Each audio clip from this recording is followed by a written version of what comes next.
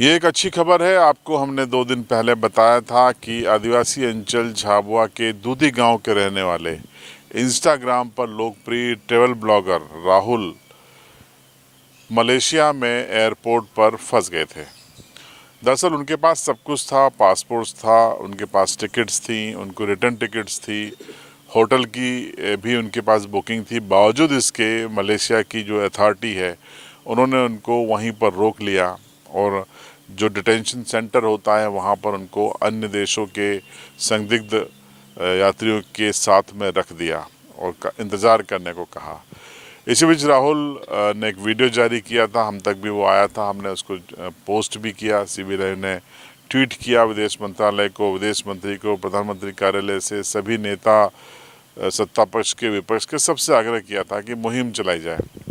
बहरहाल अच्छी खबर ये है कि राहुल बामनिया कल मलेशिया से भारत लौट आए हैं।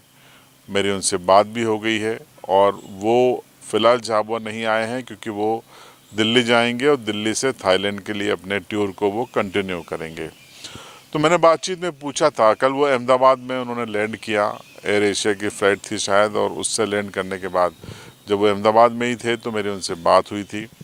मैंने पूछा कि क्या वजह थी, क्या लगा आपको कि क्यों आपको रोका गया था। तो उन्होंने बताया कि शायद उनको ऐसा लगा है कि मैं ट्रैवल ब्लॉगर की बजाय या टूरिस्ट की बजाय शायद एक श्रमिक हूँ, प्रवासी श्रमिक के रूप में पहुँचा हूँ और शायद मैं मलेशिया रुक जाऊँगा घूमने के बहाने और उनको दिक्कत हो सकती है। तो शायद इस शंका में उन्होंने 3 दिन तक उनको रोका, पूछताछ की और अपने स्तर पर उन्होंने जो भी जानकारी जुटाई हो, उसके बाद फिर विदेश मंत्रालय की भी सक्रियता थी। अंत भला तो सब भला की तर्ज पर आखिरकार कल उनको पासपोर्ट के साथ रिलीज़ कर दिया गया। उनको पासपोर्ट जो जब्त था वो राहुल को लौटा दिया गया और उसके बाद उनको डिपोर्ट कर दिया गया वापस भारत के लिए। तो अहमदाबाद में वो उन्होंने लैंड किया और अब वो यहाँ आने की बजाय अब सीधा अपने थाईलैंड के टूर को कंटिन्यू करेंगे। पहले उनको मलेशिया से ही राहुल को थाईलैंड जाना था 19 तारीख को, लेकिन पूरा घटनाक्रम जिस तरीके से घटित हुआ उसके बाद अब टूर थाईलैंड का संशोधित किया है लेकिन कैंसिल नहीं किया है।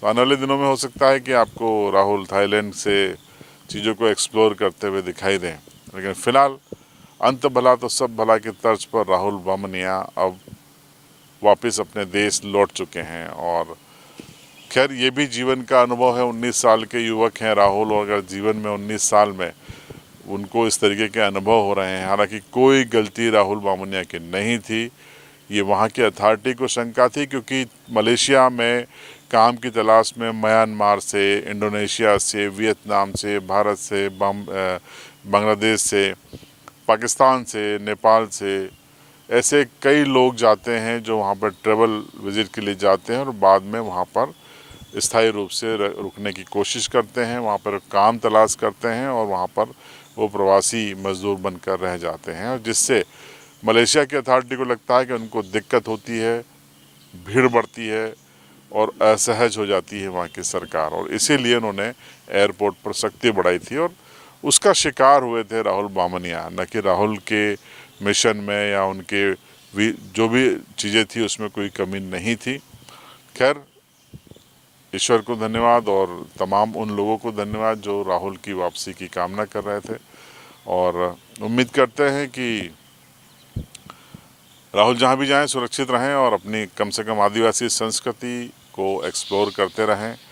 एक आदिवासी युवक अगर देश के 27 राज्य घूम चुका है, विदेश में भी जा रहा है, तो मुझे ये गर्व का विषय लगता है।